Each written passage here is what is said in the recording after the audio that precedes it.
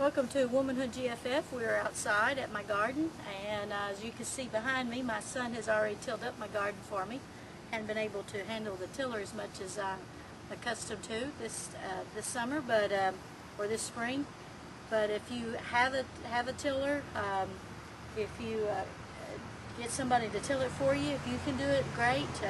Hopefully, I could do a couple of these rows. He's actually done the hard part for me when it was hard from the sitting over winter and stuff like that. But get you the secret of being able to work outside at whatever age or physical hindrance you have, whether it's bad arms, bad shoulder, bad back, bad knees, and I think I have all of those.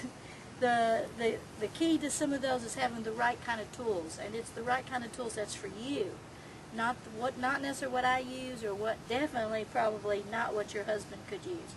I learned that many years ago that if I wanted to work out in the yard, I need some tools that are good for me. And the best way for you to do that is maybe check with someone else who seems to be able to do some yard work with similar physical resistance that you have, and see what tool are they using. Go to a lawn and garden section of your local department store and see what the tools are. See how heavy they are.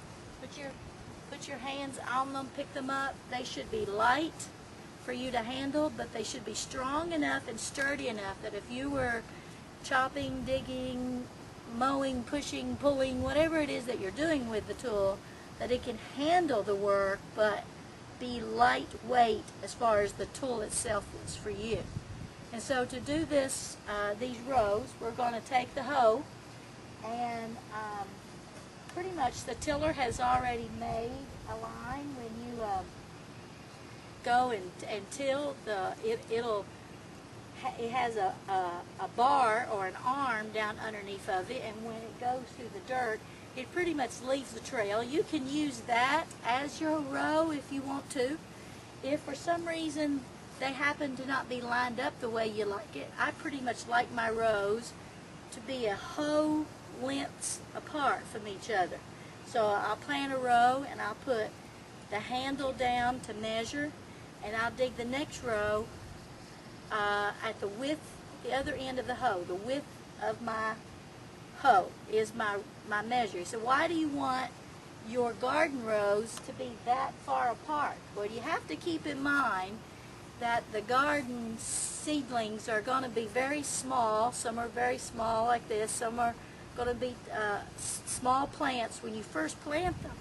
But at maturity, they're going to be enormous, as taller or as big as I am.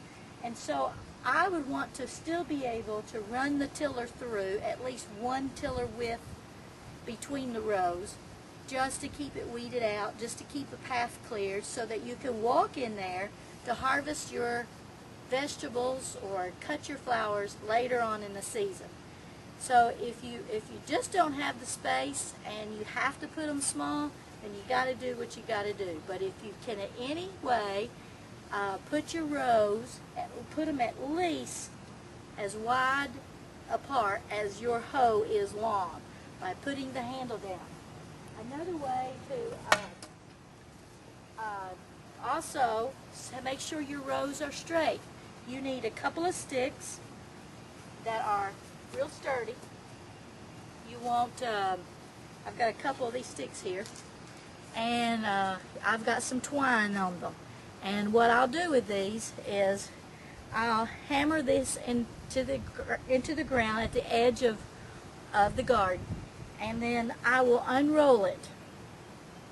And then this string, and take this roll of yarn all the way to the other side of the garden. When I'm done, it'll be tied to another stake in the ground, and so then this string becomes my guideline to dig out a little trench for my row to put my corn, beans, potatoes, whatever it is you're putting in your garden. Now if you're just making hills, or you're just doing a plant or two, you'll need to fool all this. Or if you just want to follow where there's already been a little ditch dug out for the tiller, that's fine too. But sometimes the rows aren't from the tiller. The rows aren't in spaced enough that for me to make it as wide apart as my hoe. So you may need to dig out your own row, and if you do, that's fine. You get 2 stakes, put some yarn on it, take it as far as your garden is wide or as far as you want your row to be, and then you plant. And so then you take your seeds, you sprinkle them there in the hoe, and plant them, and wait for your harvest to come. One important thing I would want you to do after you plant them, and you've covered them up, you want to sprinkle some fertilizer on it. If it's fixing to rain, just let the Lord take care of the rain. If it's going to rain in a day or two, just let it sit there. But if it's going to be a long time for it to rain, you might want to come through and water the row where you've just planted some seed. Otherwise, you're not going to hurt anything to have fertilizer sitting on. I'm not going to burn the plants because there's not a plant there yet. But it's there feeding the soil, getting ready for that seedling to burst out of there and start to grow. And I hope you enjoy your garden, and as my garden grows, we'll come out here and see how it's doing, and you let me know how yours is doing by emailing me at womanhoodgff@yahoo.com. Thank you for coming by, and God bless.